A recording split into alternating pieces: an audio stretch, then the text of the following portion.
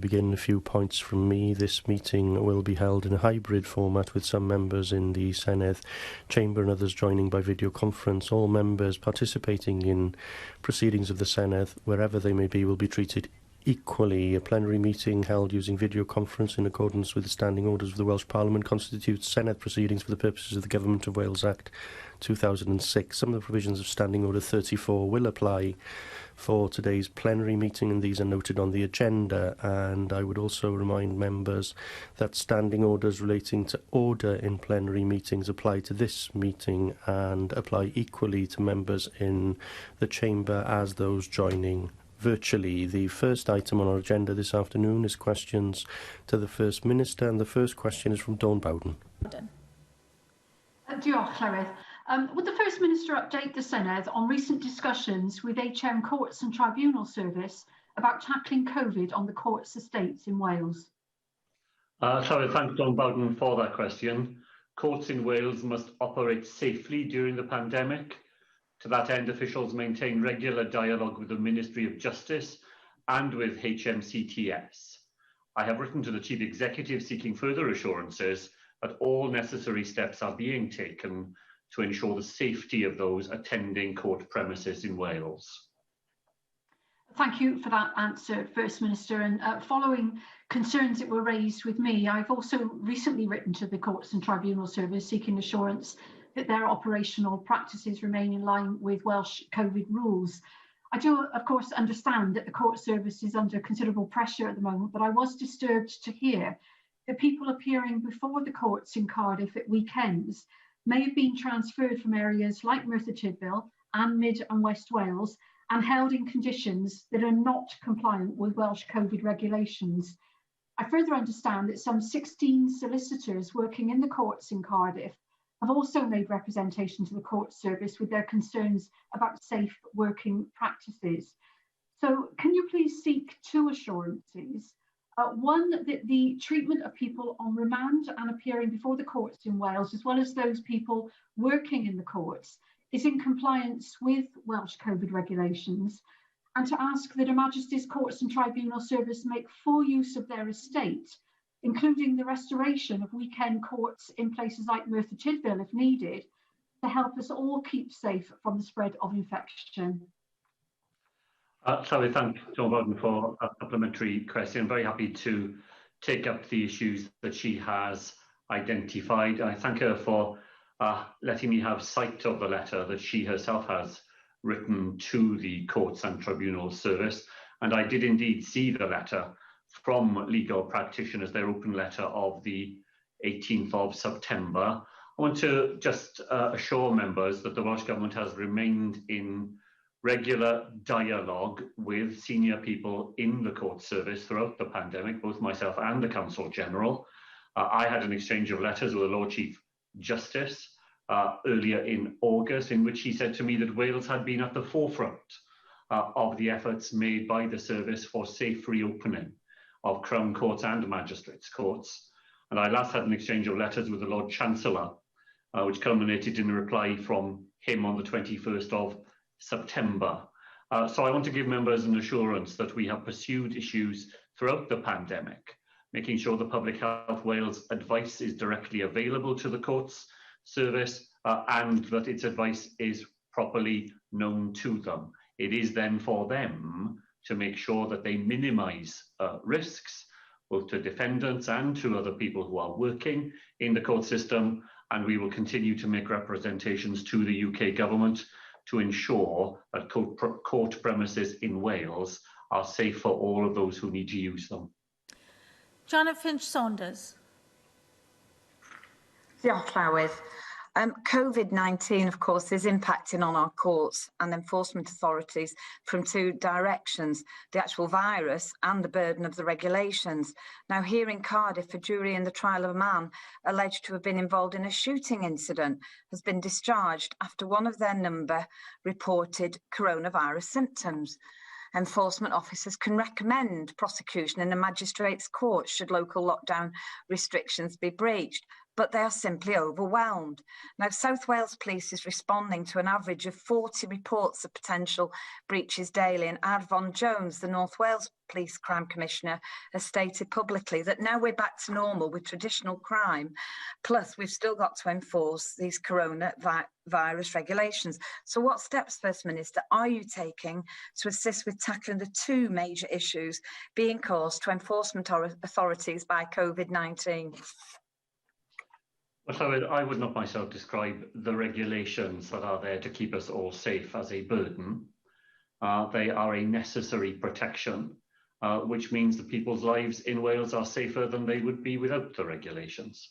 I recognise what the Police and Crime Commissioner for North Wales has said, that levels of general crime were suppressed back in March and April, but they have recovered, if that's the right word, to the sorts of levels that were being seen earlier in the year. Now our police forces are working very hard indeed to make sure both that they deal with those matters, but that they also are able to assist in the vital business of enforcing coronavirus restrictions and regulations here in Wales.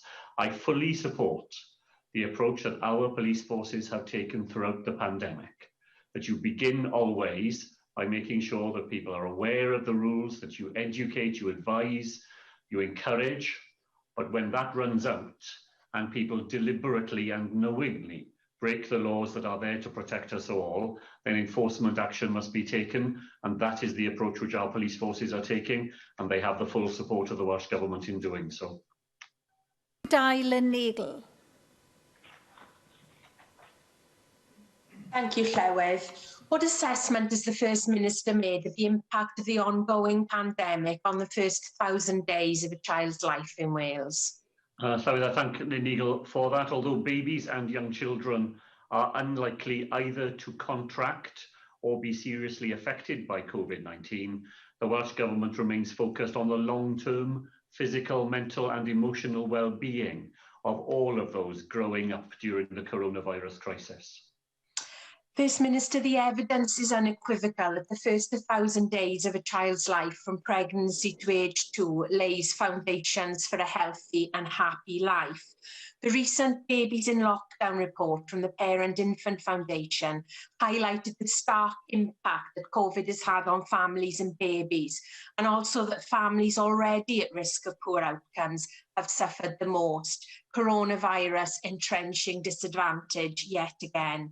We know that in Wales, concerns have been raised about restrictions on the involvement of partners in pregnancy and labour, as well as the impact of reduced health visiting services on perinatal mental health and breastfeeding rates. Given that we face a prolonged period of restrictions this winter, what steps will the First Minister take to ensure that the first 1,000 days of a baby's life is really that fundamental opportunity to build good physical and mental health for life? Thank you. Thank you, Llywydd. Well, of course, I agree with Lynn Neagle about the importance of that first 1,000 days when children's brains are growing faster than they will at any other time in their lives, and when those very important attachments are being laid down that will form the basis of emotional well-being over the rest of their lifetime. As Lynn Neagle will know, in the early days of coronavirus, there were disruptions to the sort of services families and children could rely upon, both because staff themselves were falling ill as a result of coronavirus, and because health visitors, for example, had to be redirected to help in even more urgent parts of the health service.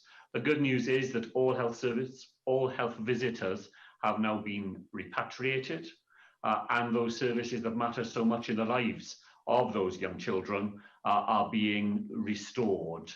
They're not 100% back to where they were before because coronavirus hasn't gone away, but nevertheless, the efforts that are needed in the way that Lynn Neagle has set out, I know are well understood and are being acted upon in our social services and in our health services. And Llywydd, there are still some remarkable success stories, considering the pressures that everybody has been under. Immunisation rates in Wales during the first 3 months of this financial year, so the 3 months when the coronavirus crisis was at its greatest, the 3-dose 6-in-1 vaccine for infants went above 95% during that quarter, and the MMR first dose for 2-year-olds increased to above 95%. So despite all the difficulties that people were facing, and we know that people were reluctant sometimes to come forward for treatments in that very difficult period, there is evidence of the continuing success of services for young people in those first 1,000 days. Laura Ann Jones. Thank you. First Minister, those first 1,000 days are so important, and I'd like to back up what Lynn has said with her concerns she's raised with you today, and also thank you and the government for listening to some of those concerns. Having a 1.5-year-old myself, who turned 1 during lockdown, our first in the national lockdown, I can say that I was really worried for his development process because of the lack of interaction with others, particularly those of his own age. Interaction and play is so important for those stages of life. But if we're not careful, centres that encourage you to have that sort of interaction, like soft play centres, there won't be any left in Monmouthshire soon. Due to their businesses being so badly hit by footfall and income due to the surrounding areas being in lockdown. So please, First Minister, can I ask you today to somehow incorporate within that new round of funding that's coming forward soon, to incorporate a way of financially helping out those businesses who are losing out so badly due to on footfall at the moment because of the surrounding areas being in lockdown. Thank you. Well, so I thank Laura Ann Jones for that. I very much recognise her starting point. Young children learn so much from other young children of their own age, and the opportunity to play and to socialise with children in that way is fundamental to them, and many families have found that those opportunities have been cut back as a result of anxiety about coronavirus and services not being able to operate in the way they previously did. The issue of businesses just across the border from local lockdown areas is a matter that the member raised with me, I know, last week. I promised then I would talk to my colleague Ken Skates about the points that she raised, and I've had an opportunity to do that. And I'm pleased to be able to report to her that the Economy Minister is ensuring that the sums of money we have set aside during phase 3 of the Economy Resilience Fund that were designed to help businesses in lockdown areas, that there will be flexibility to allow businesses just across the border who are affected by those lockdown measures to take advantage of that fund as well. And I thank her again for raising that point with me. Questions now from party leaders. First of all, this week, Leader of the Welsh Conservatives, Paul Davies. Diolch, Llywydd. First Minister, yesterday one of your health ministers warned that a second national lockdown could be introduced here in Wales. Does this mean that the Welsh Government's current approach to implementing the current lockdowns has been a failure? So is no more than the Prime Minister's announcement of a new three-tier system in England was a measure of failure in England. It's a facile point to make.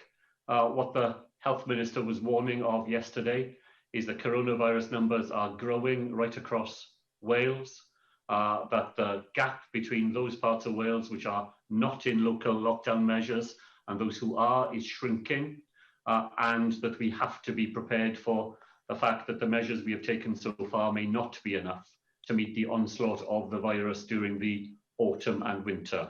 The Prime Minister moved to change arrangements in England yesterday because of the upswing in virus there. We will do the same in Wales if we need to do it here.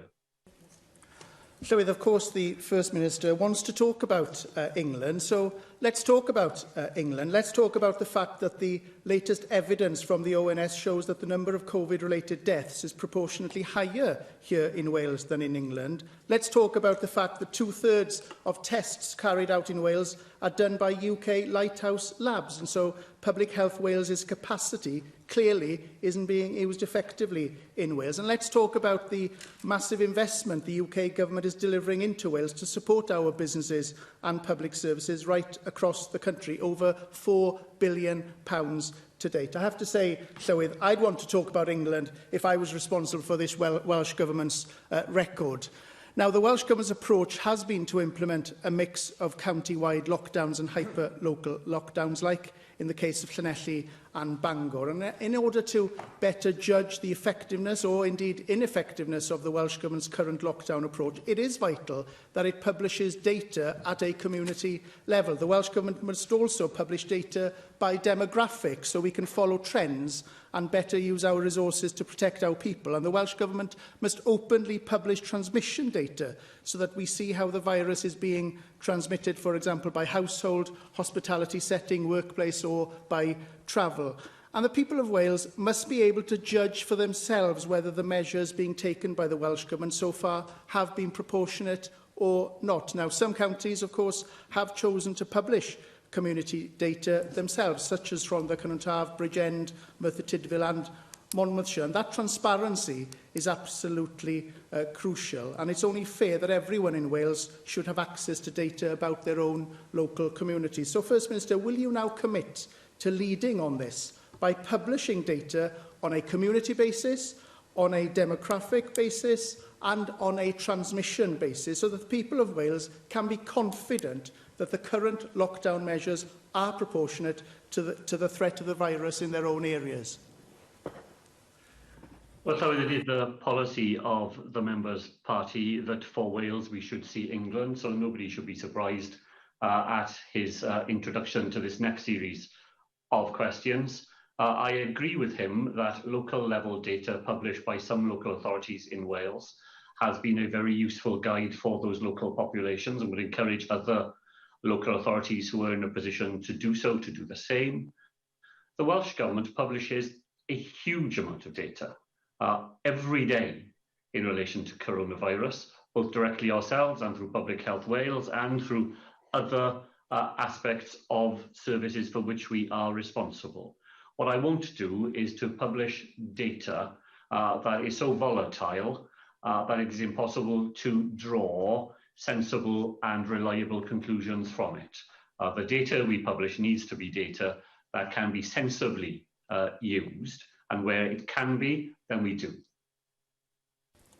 Well, First Minister, you say that you, as a government, publish the data, but that's not the case, though, is it? Because Vaughan Gething has already made it clear that the Welsh Government won't publish more localised data to keep people in Wales more informed, because on the 25th of September, he said he doesn't want to provide a running commentary. You're saying one thing, and Vaughan Gething is saying something else. Clearly, you are not singing from the same hymn sheet as a government, First Minister.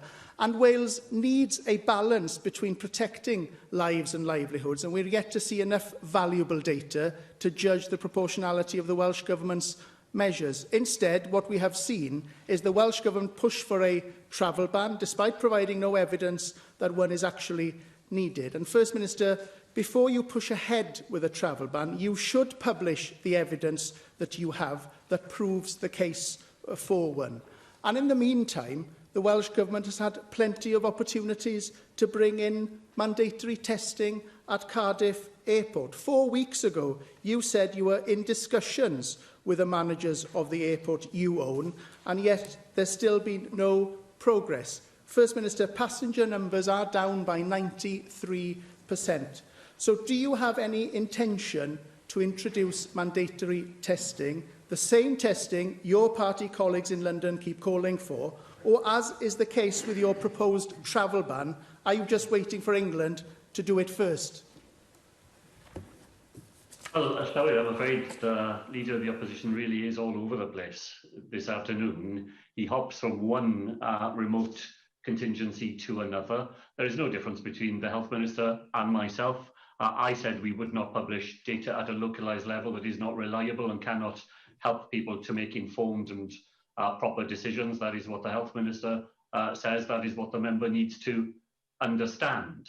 let me deal with the travel issue, on which he and his party are so much on the wrong side of the argument, refusing to take a simple measure that would help to keep Wales safe, and which is bitterly resented, by the way, in the part of Wales which he comes to the Senedd to represent, a part of Wales in which the current rate of coronavirus is below 30 per 100,000 of the population, but where his government in England allows people from Liverpool, where 800 cases per 100,000, to travel from Liverpool to Tenby and to the west of Wales to Stein. Now, that is unacceptable to people in that locality, and it's unacceptable to me too. I put these points to the Prime Minister again yesterday. Once again, he refused to do the simple and the right thing. I have written to him again today. I've set out the evidence for him, which is plain for anybody to see. A member was very interested in data earlier in this session. I commend to him the data that I referred to in that letter, which will demonstrate why allowing people from high circulation areas to move to low circulation areas simply carries the virus with them. And we prevent that from happening in Wales, and the Prime Minister needs to prevent it as well. And he ought to be speaking up for the people of Wales, not for his own narrow party perspective. As for the airport, we continue in discussions when it is possible to have a system that does not lead to long delays with people at the airport waiting for tests to be carried out. And he may think that that's easy to bring about. I can tell you, having read all the information, it's not. There are ways in which we can tackle that problem. We're very close to agreeing it. And once we do, then we will make sure that people arriving in Cardiff Airport are able to be tested, and tested rapidly, so that where they're able to, they can resume their daily lives. Arweinydd Plaid Cymru nawr, Adam Price. Diolch, Llywydd. 3 weeks ago, the Strategic Advisory Group for Emergencies, SAGE, advised that a combination of interventions would likely be necessary to bring R for coronavirus below 1. Among the measures that it said should be considered for immediate introduction were a circuit breaker, a short period of lockdown to return incidents to low levels, the closure of all bars, restaurants, cafes, indoor gyms and personal services, and all university and college teaching to be online unless face-to-face teaching is essential. Can you confirm, First Minister, that you were privy to this information 3 weeks ago?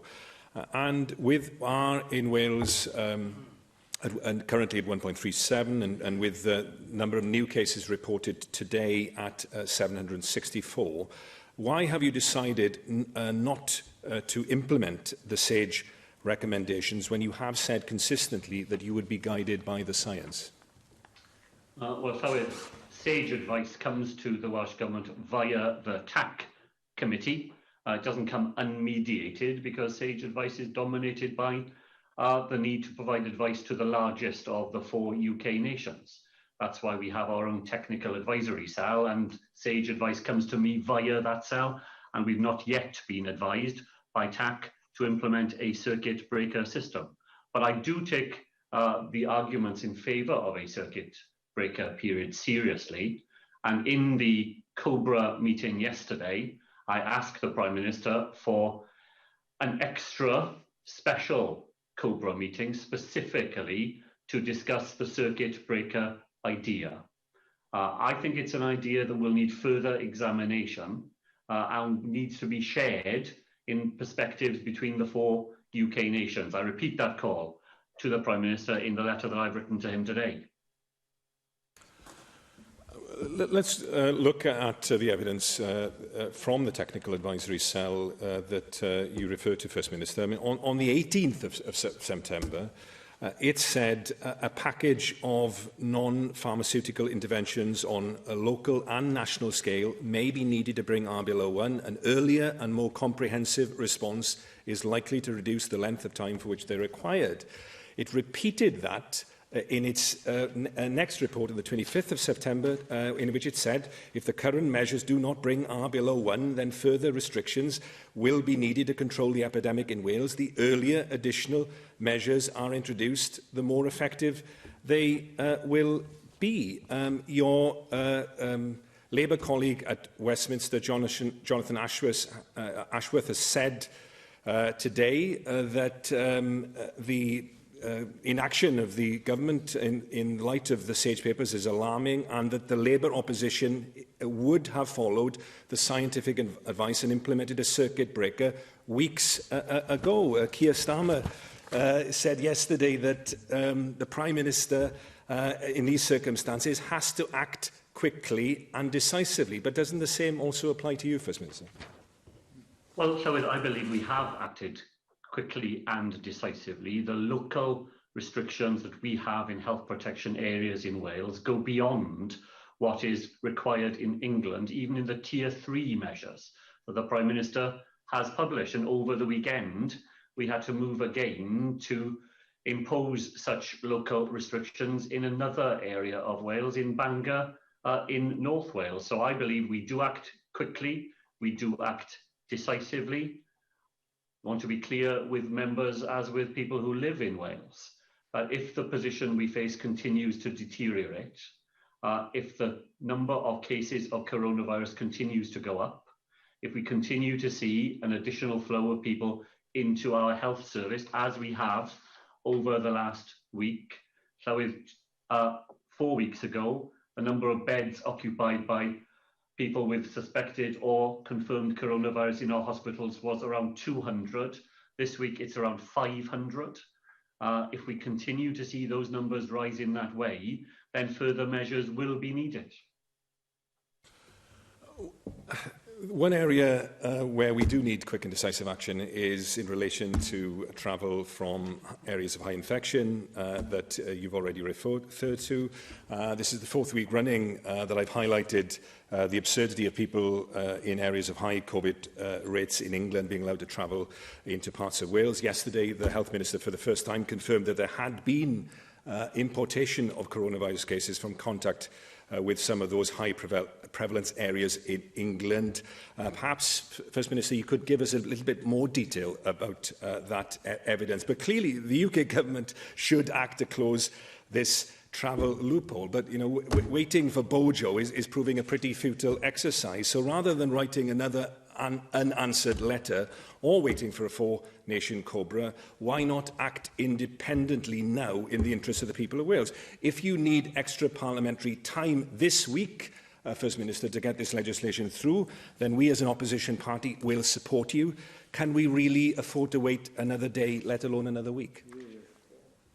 Well, the member asks where the evidence comes from. It comes from the wastewater surveillance survey that demonstrates that when people come into Wales from other parts of the United Kingdom, then the rate of coronavirus found in wastewater goes up, and it is found in genomic evidence, important new genomic evidence.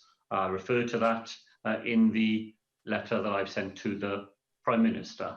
You see, where I differ from the leader of Plaid Cymru is that he uses the language all the time of people from England coming into Wales, as though this was some sort of contest between Wales and England. And I've been absolutely clear that is never the point that I have made to the Prime Minister. The point I make to him is that people from high prevalence areas should not be allowed to travel to low prevalence areas. Wherever the high prevalence areas are in the United Kingdom, wherever the low prevalence areas are in the United Kingdom. So this is not about stopping people from England coming to Wales, nor should we ever fall into that sort of way of talking. It is simply about preventing people, whether they live in Wales in a high prevalence area, going to low prevalence areas in Wales or England or Scotland, or people anywhere else in the United Kingdom, where the virus is in high circulation, going to places where the virus doesn't exist in the same way, because when they do that, the risk of bringing the virus with them is inevitably and obviously increased. Arweinydd Plaid Brexit, nawr Mark Reckless. Leader of the Brexit Party, Mark Reckless. There's been no difference between how you and Adam Price are speaking about this issue. Indeed, there now seems to be little difference between your government and Plaid Cymru. Many fear we are sleepwalking towards independence. Yesterday, you sought to lay down an ultimatum to the Prime Minister of the United Kingdom. Today, you are across nearly every news outlet saying you want to enforce a border between Wales and England. Meanwhile, top travel writer Simon Calder, who encouraged people to holiday in Wales whilst observing COVID restrictions, was subject to a torrent of abuse. He said, "The intensity of negative comments were of magnitude I've not experienced." After being called scum and told to F off and stay in England, he says he won't visit Wales again. When questioned, your government spokesperson just replied that Boris Johnson had refused to put in travel restrictions despite your calls. First Minister, will you condemn the abuse Simon Calder received for encouraging people to visit Wales in a COVID-compliant way, or are you taking over Plaid Cymru's anti-English stance now that they've taken over your party's anti-Semitism? Well, so the member could not have got it more wrong.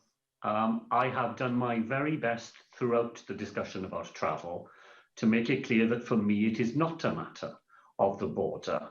It is the Prime Minister who is forcing it to become a border matter by his refusal to act to prevent people inside England travelling from high incidence to low incidence areas and travelling beyond England.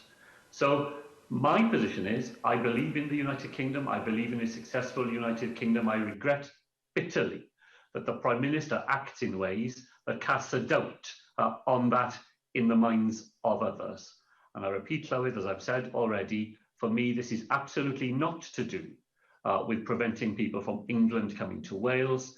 It is a matter of preventing anybody anywhere in the United Kingdom who lives in a high prevalence area travelling to a low prevalence area anywhere in the United Kingdom. For that to happen, we've all got to play our part. We have those arrangements here in Wales. I want the Prime Minister to do the same for England because I think that supports a successful United Kingdom. And I think not to do so undermines those of us who want to make that case. As to Simon Calder, I think his advice to people was naive, but I absolutely do not believe that people who speak on any subject should be subject to abuse. And I regret the fact that that was the result of what he had said. I may not agree with him, but he has every right to say it and he has every right to be respected. First Minister, you talk about respecting devolution and wanting a strong United Kingdom, but then demand that England must do what you do in Wales or else. Now, you have this policy of preventing anyone from crossing a council area as you define. You have it with force of law, but the reality is that after lockdown fatigue, because of how long you kept it going before, consent for your policy is breaking down. The official opposition opposed your policy of preventing people crossing those council borders. Because you locked down harder and longer in Wales to postpone infections from the summer into autumn and winter, our economy as well as our health has suffered. The Centre of Cities think tank found that Cardiff had seen the weakest post-lockdown recovery outside of London, with only 51% of pre-COVID footfall returning to Cardiff. Yet infections in Wales are shooting back up, as they are in England. In my region, the areas with least infection are on the English border, whilst Cardiff, Swansea and the valleys have higher rates than nearby parts of England. Yet you imply that our problems here reflect policy in England and seek to blame COVID spread on people coming over the border from England. First Minister, isn't the real reason you are threatening to enforce a border to distract from your own government's and this institution's mismanagement of the pandemic? Well, I entirely disagree with those points. The way that coronavirus has been managed in Wales, I think, has secured the agreement and the consent of people in Wales. They certainly don't agree with the sort of fringe ideas that the member peddles in the chamber during the time he has still left with us, nor do I accept that. The point of our travel request to the Prime Minister is anything other than a sensible, straightforward course of action designed to protect people and to keep Wales safe. That is the object of this government. It may not be shared by him. Cwestiwn 3, Rhiannon Passmore.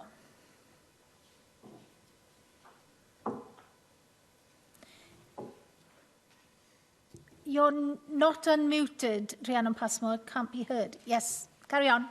Thank you. Will the First Minister, apologies, provide an update on Wales COVID-19 testing capacity? Thank Rhiannon Passmore. Llawer capacity issues at the UK Lighthouse Laboratory network have impacted on the Welsh testing system. The situation is improving and needs to do so further. In the meantime, we have increased capacity and use of Welsh laboratories. Diolch, First Minister, thank you for that. Wales' first specialist COVID-19 lab in Gwent is due to open this month, and I would like him to join with me in thanking all of our dedicated staff working across Wales flat out within them. The hope is that the new Lighthouse facility will process 20,000 tests a day. And as the First Minister has already alluded to, these Lighthouse labs are managed by the UK government and run by private firms. Will the Welsh Government, ensure that this site and Public Health Wales are dedicated to working together to increase a faster volume and turnover of testing for the Welsh populace?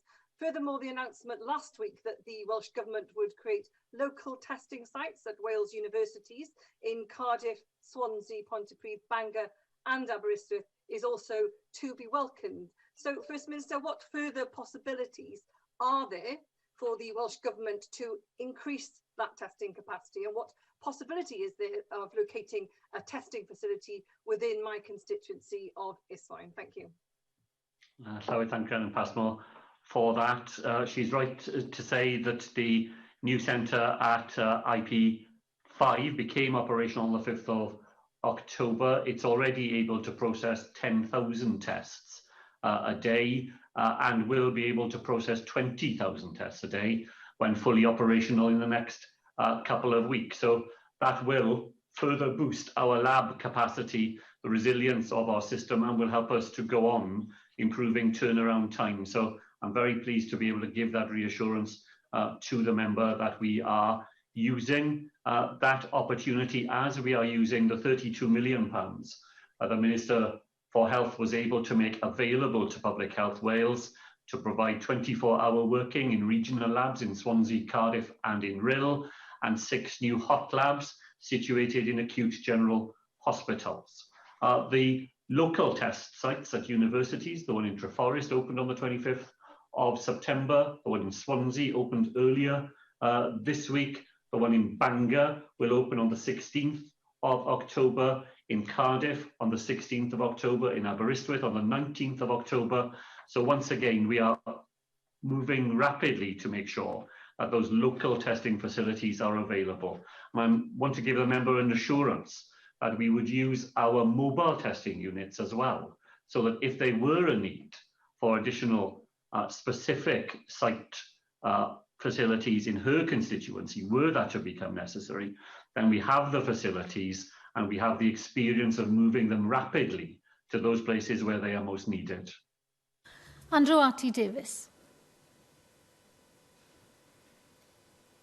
Thank you, First Minister, for that answer. If I wanted a more detailed response in relation to your letter to the Prime Minister, I could now go to the media because I see they're actively tweeting out that letter, and we as Assembly members haven't seen the scientific evidence that you've attached to it, which is highly regrettable and disrespectful, I'd suggest to you. Also, when it comes to SAGE's advice, when it comes to travel restrictions, it says that they would have a low impact and they have moderate confidence that they would be successful. They go on to say exemptions and enforcements are likely to be very complicated to enforce.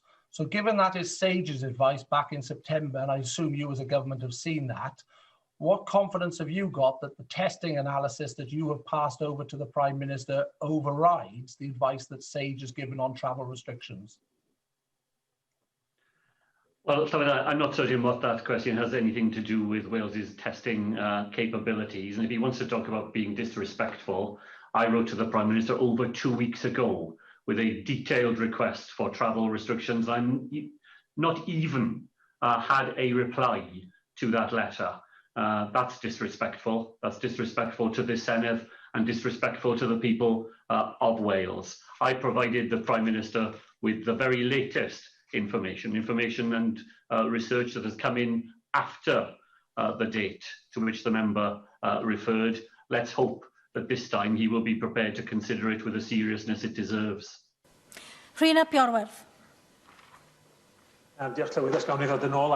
Thank you, Llywydd. If we could return to testing, it's come to my attention that there have been serious problems arising with the general testing system in one of the South Wales Health Board areas, and I'd like to know what the link is between that and COVID testing.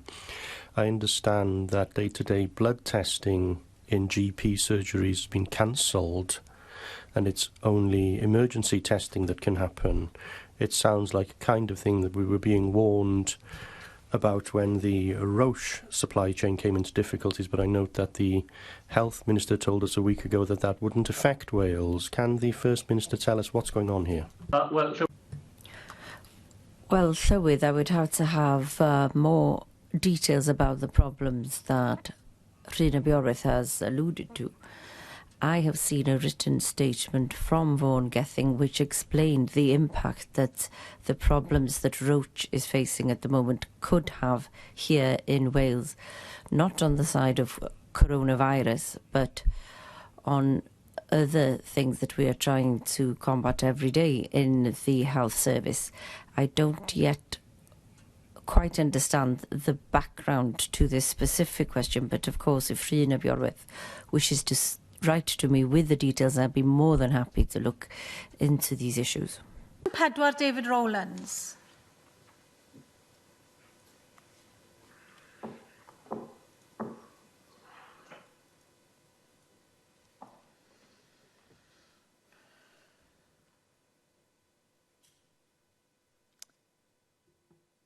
Carry on. Diolch, Llywydd. What assessment has the First Minister made of post-pandemic economic recovery in Wales? So I thank David Rowlands for that question. Last week, we published our COVID-19 reconstruction plan. It sets out our assessment of the profound economic, health and social impacts of the virus and how we will work with partners to build a safe, healthy future for Welsh people that is fairer, more equal, greener and prosperous. Well, I thank the First Minister for his answer. Whilst it is prudent to make such arrangements for a post-pandemic environment, it is also true that it is incumbent upon the government to mitigate against the economic consequences of lockdowns whilst the virus is still with us. The recent lockdown arrangements are, of course, having a devastating effect on businesses across Wales. However, Minister, I do not want to question the merits or otherwise of the overall lockdown measures, but in the absurdity of the recent restrictions where we are not allowed to travel from one local authority to another. There are parts of South Wales where you cannot quite literally cross the road or go to the end of the street, because in so doing, you would be passing from one authority into the next. How can the Minister and his government justify such ridiculous restrictions? And why is it necessary to prevent people travelling from one authority to the next when both are in lockdown and have similar COVID figures? And yet, for work purposes, people can travel into Wales from COVID-racked cities like Liverpool. First Minister, it's important that we bring the people of Wales along with us in these very troubled times. Is it not true that such nonsensical restriction rules will not help us to achieve this? I've already said several times this afternoon that the answer to people being able to travel into Wales from higher coronavirus areas beyond Wales, that the answer to that is to stop it from happening. It's not a nonsensical restraint to say to people that they shouldn't travel outside their own local authority area, because the more people we see and the more travelling we do, the more the virus spreads. And the restrictions are designed to try to bear down on the fact that coronavirus is rising in so many parts of Wales. If we are able to do things in those parts of Wales where the measures we have taken so far are having an effect, then I want to offer people in those parts of Wales hope that their actions are bearing fruit. And if we can do anything in the area of travel, that I think is one of the first things that we would be likely to be able to offer. But the context that we are all operating within is one where the skies are darkening. I'm afraid that everything we do has to be tested against that basic fact of contemporary life in Wales. Coronavirus is on the march again. It is reaching deeper and further into communities. It is driving more people into hospital. It will lead to greater use of our ICU beds. And very sadly, because this is a deadly disease, more people will die. And the restrictions we're asking people to live with are all designed to try to keep them, their families and their communities safe. And there's nothing nonsensical about that. Sir George. First Minister, your aim of having 30% of people working from home is very laudable. However, to work from home, you almost certainly need to have a decent broadband connection. I have constituents who want to work from home, but can't, as they don't have adequate broadband, meaning they have no other option but to travel to work. How are you going to achieve your aim, First Minister, of home working when you have failed to deliver your 2011 manifesto commitment of delivering superfast broadband to all premises by 2015? Well, sorry, thanks to the Welsh Government and its investment, thousands and thousands of households in Wales now do have access to superfast broadband, and they certainly would not have had it without the intervention of the Welsh Government in this non-devolved area. Now, it's only a week ago that the leader of the Members' Party was telling the people in Wales that he would prevent a future government led by himself from spending money on non-devolved responsibilities. So those families who've had the advantage of superfast broadband because of the way in which the Welsh Government has had to spend money on an area where his government is responsible will find that those advantages are no longer available to them in the remote possibility that his party might be in government here in Wales. So we will continue to invest, we will continue to ignore the advice of the leader of the Welsh Conservatives, we will put money into this non-devolved area, and more families in all parts of Wales, but particularly those who are the hardest and the most expensive to reach, can know that in Wales they have a government that is prepared to act on their behalf. Question 5, Neil McAvoy. Diolch, Llywydd. Will the First Minister make a statement on cladding fire safety in Wales in light of revelations that fire safety certificates were fraudulently signed for blocks of flats in Cardiff and beyond? So if fraud is a matter for the police and trading standards departments of local authorities, reports of fraud in fire safety matters are currently being investigated by them. Okay, nice sidestep there. Thousands of people in Wales are now living in unsafe flats, which are worth nothing.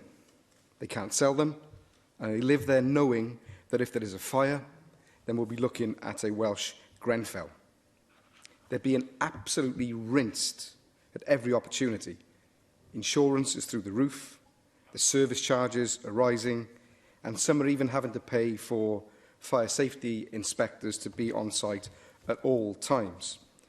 This is a situation that really needs to be resolved. But when the residents of Victoria Wharf wrote to you about their block, they did not even receive a response from you. In Glasgow Harbour, the developer Taylor Wimpey is paying £30 million needed to replace the dangerous cladding there. But at Victoria Wharf, the residents are expected to pay the £30 million themselves. And there's one veteran I spoke to, David Murphy, who is now worried about being made homeless because of these costs. So why is it that in Scotland, the developer pays to fix the problem, but in Wales, residents are expected to pay themselves? Taylor Wimpey actually advises your government on building regulations. So could you not advise them to cough up the money like they have in Scotland? Or is it actually the conflict of interest which is driving government inaction in this area? Llywydd, well, the member's instinctive reach for a conspiracy explanation is on evidence again today. If residents have written to me, they will have had a response. Builders and owners are responsible for the buildings which they have constructed and which they own, and they should pay. They should pay to make good the deficits in those buildings. It is neither right nor fair nor moral that the leaseholders should be left carrying the can. I can't be clearer on that. Those companies should do the right thing by those people who have been affected by their failures. That is the position of the Welsh Government. I repeat it again today. And where there is fraud, as I said in my original answer, Llywydd, it is not for a moment to sidestep something, to be clear that the authorities who have the responsibility to investigate fraud are doing so. In this case, the Gwent Police and the Caerphilly Trading Standards Department are carrying out an active investigation into the matters which this question began with, and they must be allowed to complete that investigation. David Melding. First Minister, I think what you say about the need of the private sector to accept responsibility is an important one. But there's been real public failure here. Public regulation has not been fit for purpose. It was not fit for purpose in governments you've served in here in Wales when it was being developed. And it's also been a failure in England under Labour and Conservative governments. I do not avoid recognising the responsibility my party has here. Leaseholders have to be served now by the public sector coming and at least giving some guarantee, like a fire safety fund, and then pursuing those private interests that have been grossly deficient. And we need a proper regulatory system. I agree with you on one thing. This bill shouldn't be left at the doorstep of the leaseholders. Well, Llywydd, I agree with a number of the points that the member has made, and if my party is returned to government after next May's elections, then we will bring forward legislation to deal with regulatory matters and gaps that have emerged in this sector. We are looking within the Welsh Government at the possibility of a building safety fund to support leaseholders while not creating the moral hazard of paying the bills of failed building firms and landlords. To do that would simply be to remove the responsibility from them and to encourage irresponsible behaviour in the future. But we are looking at ways in which leaseholders themselves could be supported. And I know that my colleague, the Minister with responsibility for this, has a meeting on Thursday of this week to continue to find a way in which we can meet their needs while not creating, as I say, the moral hazard of bailing out people with public money from the private responsibilities that they ought to discharge. Question 6, Angela Burns. Diolch, Llywydd. How does the First Minister ensure that Welsh Government spend provides value for money? Thank Angela Burns, sorry for that question. Amongst the measures taken are mandatory finance training for all staff within the Welsh Government and additional intensive training for all senior staff. Securing best value for public money underpins the comprehensive guide Managing Welsh Public Money, which deals with all aspects of our financial management. An interesting response, and I ask this question because there are a number of areas where there does not seem to be value for money for the Welsh taxpayer. The Sustainable Management Scheme clearly states its aim is to support collaborative action that improves natural resources. The scheme has just received a further allocation of £3 million, despite the fact that only £6 million of its previous £25 million allocation has been spent to date, and the £3 million has been awarded despite the fact that the scheme has not been evaluated. Another example is the Enabling Natural Resources and Wellbeing Scheme. It has a budget allocation of £26 million. In September, a further £16.5 million was given to that scheme, and yet not a single penny has been spent. and there has been no evaluation of the scheme. First Minister, can you explain to me how these kind of awards, with this lack of oversight or intent to actually use the money as per the awarding requirement, shows and demonstrates value for money for the Welsh taxpayer? Well, I don't see how the member draws the conclusion in the second part of what she said from the evidence that she provided in the first part. This government provides 11,000 grant award letters every year to over 400 grant schemes. All grant schemes have evaluation built into them, and many of our grant schemes in this extraordinary year have not been able to spend money in the way that they had originally intended. The member will know that it was a key priority of this government in last year's budget making round to make biodiversity schemes across the Welsh Government properly funded. We found another £140 million for the sort of sustainable and enabling schemes in the environment to which she referred. Quite a lot of that money has not been capable of being spent during the pandemic, but we are looking wherever we can to restore those schemes alongside the third sector organisations that we rely upon so much in this field and who have had their own ability to raise their own funds and to put staff into the field made far more difficult by the pandemic. So I want to give her an assurance. Those are very important schemes to this Welsh Government. We are looking to find ways of continuing to fund activity that is safe and that can be carried out by people in a coronavirus environment. A number of those schemes were sadly set back over recent months, but where there are new opportunities in the remainder of this financial year to recover some of that ground, that is exactly what I am encouraging my ministerial colleagues to do, and to find ways of working with our partners in the field in order to achieve that. Cwestiwn 7, Rhyn ap Iorwerth. Thank you, Llywydd. Will the First Minister provide an update on COVID-19 in Ynys Môn? Thank you very much, Llywydd. The number of confirmed cases of COVID-19 on Ynys Môn has been low for a number of months, but in the last week, case numbers have increased. A local surveillance and response group is coordinating action on the ground and reporting regularly to the Welsh Government.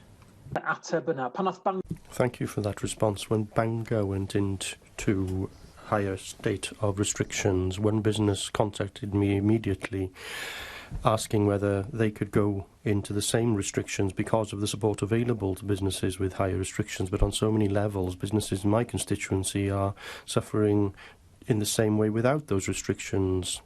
I'm worried about the effect on Edinburgh Woolen Mill, the Pringle shop in Llanfair Pwll and Peacocks in Holyhead, and Sign Mad Company, Always Aim High, who can't carry out any business activity at the moment, are suffering terribly. There are hospitality businesses suffering.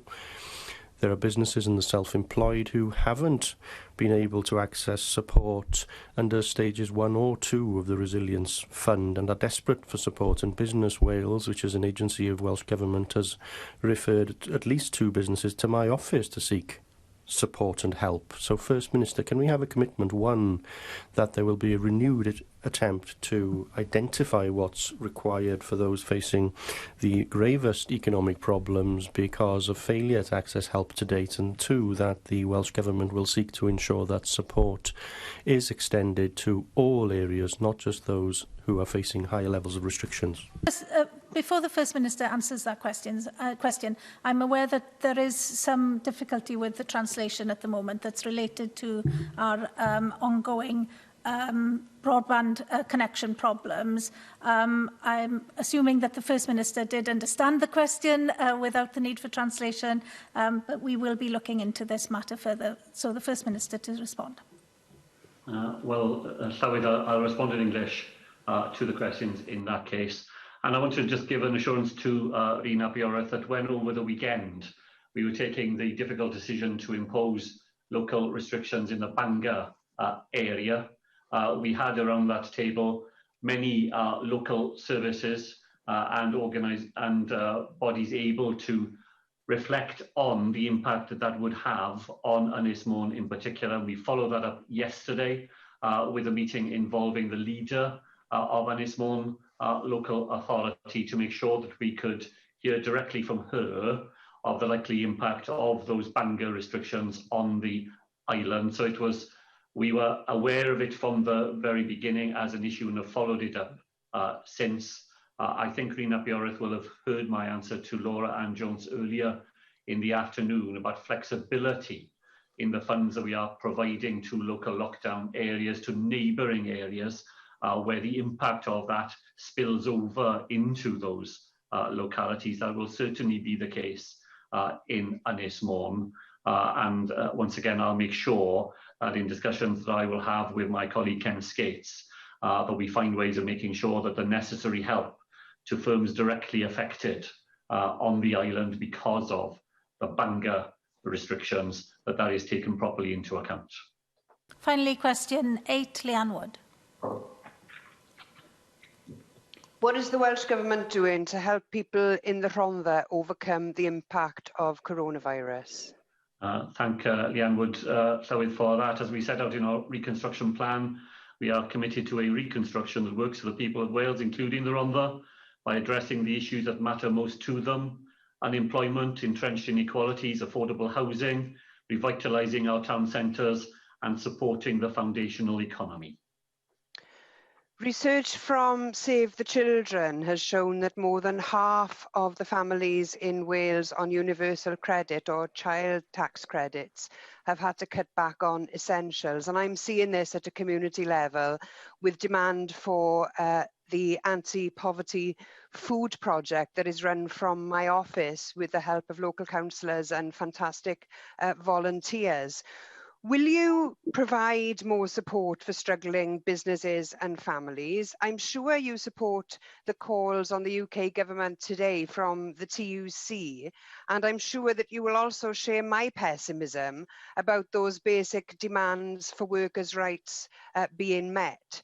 So will you therefore tell us what your government can do to ensure that if people are to make if people are to be made unemployed and lose their income, that they can claim some sort of universal basic income so that they don't lose their income if they do lose their livelihood, because we all know that when people lose their incomes, there are a lot of other problems that can follow on from that. So what can you do to introduce a universal basic income to overcome the problems that we know that the UK government are not going to solve?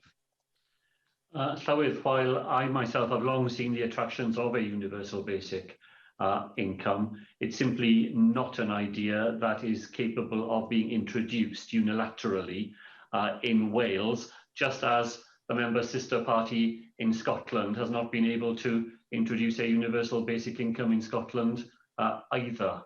I am interested to see whether it is possible to run some experimental pilots here in Wales, because I think the idea is definitely one that has merit and ought to be explored in that way. I absolutely agree that the calls today through the TUC, both for the £20 additional to universal credit that has been a feature of the pandemic, ought to be continued beyond April of next year. That seems absolutely fundamental. And we use our Welsh Government budgets to supplement the social wage of families by paying through the public purse for things which they themselves would have to pay for otherwise. And I know that Leanne Wood will have welcomed the additional £11 million that the Welsh Government has found to continue free school meals during school holiday periods for the rest of this Senedd term, as a practical example of what we can do with the powers we have already to make life of those families to which she referred a little easier than would otherwise be the case. Diolch i'r Prif Weinidog. Yr eitem... I thank the First Minister. The next item is questions to the Deputy